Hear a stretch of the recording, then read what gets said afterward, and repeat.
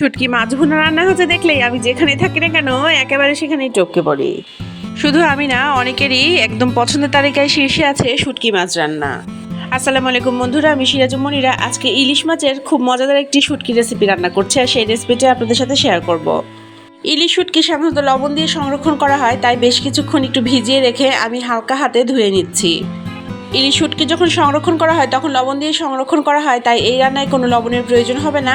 রান্নায় লবণটা ইলিশ মাছের কাছ থেকেই চলে আসবে। এখন আমি প্যানে দিয়ে দিলাম বেশ কিছুটা পেঁয়াজ। তেল তো আমি আগে দিয়েছিলাম, এখন তেলের উপরে পেঁয়াজগুলো দিয়ে খুব ভালো করে একটু ভাজা ভাজা করে নিব। শুটকি মাছ একটু ঝাল ঝাল খেতে বেশি ভালো লাগে, আর আমি তাই এই মাছে বেশ ঝাল দিয়েছি। এখন দেখতে পাচ্ছেন কয়েকটা কাঁচামরিচ দিয়েছি, কিন্তু পরবর্তীতে আমি শুকনো মরিচও অ্যাড করেছি। এখন অ্যাড করে দিচ্ছি এক মুঠখানিক রসুন কুচি। আমি শুটকি রান্নার জন্য অনেকখানি পেঁয়াজ দিয়েছি, তাই অল্প সামান্য লবণ দিলাম।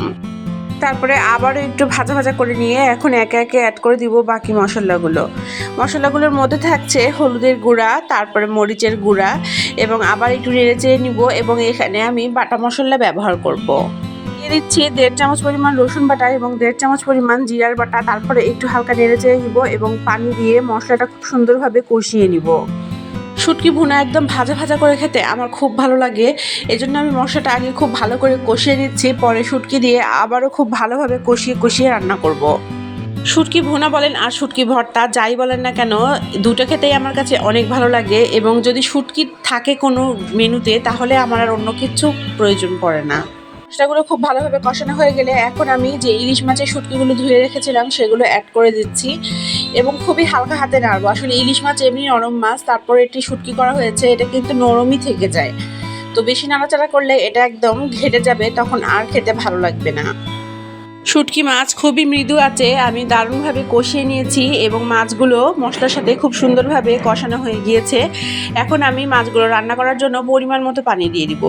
এখানে অনেক বেশি পানি দেওয়ার কোনো প্রয়োজন নাই, পরিমাণ মতো একটু পানি দিলেই চলবে। পরিমাণ মতো পানি দিয়ে আমি ঢাকনা দিয়ে ঢেকে দেবো এবং রান্না করার জন্য কিছুক্ষণ রেখে দেবো। এটা খুবই মৃদু আছে রান্না করতে হবে, কখনো হাই হিটে রান্না করতে যাবেন না। জিরা খুব সুন্দরভাবে টেলে নিয়ে আমি গুঁড়ো করে রাখি, তরকারি নামানোর আগ দিয়ে দেই। এবং শুটকি মাছের এই ভুনাটাতে আমি সবসময় এই ভেজে রাখা জিরের গুঁড়োটা অ্যাড করি। রান্নার একদম শেষ পর্যায়ে ঢেকে রেখে কিছুক্ষণ মৃদু আঁচে রান্না করে নিব। যে জিরা আমি ভেজে গুঁড়ো করে রেখেছিলাম সেটা এই পর্যায়ে অ্যাড করে দিব এই শুটকি ভুনার সাথে। বিভিন্ন সবজি দিয়ে শুটকি খেতে ভালো লাগে, তবে এরকম পেঁয়াজ দিয়ে শুটকি ভুনা খেতে অনেক ভালো লাগে। আপনারা কে কে এভাবে খেতে পছন্দ করেন অবশ্যই আমাকে কমেন্টে জানাবেন। আমার রান্না একদম শেষ পর্যায়ে চলে এসেছে, আর আজকের ভিডিওটি আমি এখানেই শেষ করছি। আর কথা দিচ্ছি আগামীকাল আবারও হাজির হয়ে যাব নতুন নতুন অনেক গল্প আর নতুন বা পুরাতন যে কোনো একটি রেসিপি নিয়ে আবারও হাজির হয়ে যাব আপনাদের মাঝে। আমাকে আপনাদের দোয়ায় রাখবেন, আল্লাহ যেন আমাকে ভালো রাখেন এবং সুস্থ রাখেন। আল্লাহ হাফেজ।